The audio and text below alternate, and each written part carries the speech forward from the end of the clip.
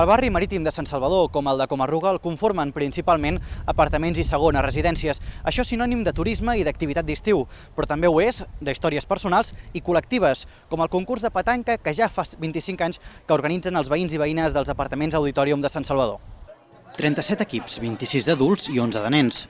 3 persones per formació, un total de 111 participants.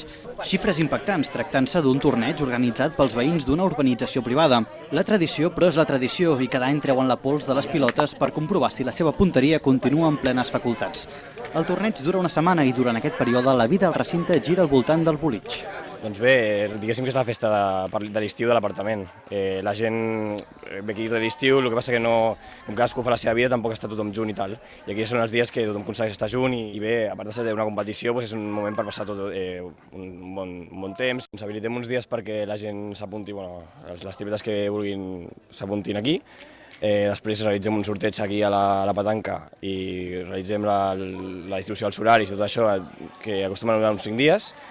I després, amb la recollida de diners, que són 5 euros per persona, fem un pica-pica a tota la comunitat. La petanca és un esport que s'acostuma a associar a la gent gran. En aquest torneig, però, hi participa tothom. Fills, pares, mares i avis comparteixen el dia jugant i animant els familiars o amics. Grans i petits es van passant el relleu de l'organització, que l'any que ve tindrà nous encarregats, però el mateix objectiu, passar-s'ho bé.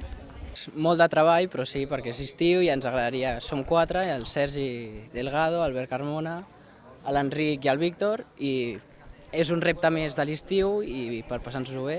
El Cristian Delgado és el germà del Sergi i ens ha dit que és una feina i un treball molt xulo de fer l'estiu i perquè ens encantaria fer un servei a la comunitat. Quan arriba a la final, però, la cosa es posa seriosa. Els trofeus presideixen la partida entre els 2 millors equips participants. L'ambient es posa tens i els jugadors demanen silenci per concentrar-se. En joc, alguna cosa més que un premi, la felicitació de tots els assistents. Més enllà d'una competició amb els seus guanyadors i els seus perdedors, els participants ho consideren tota una festa. La petanca és el pròleg d'una xocolatada, d'un sopar, d'una gimcana i, pels més joves, de tota una nit de festa.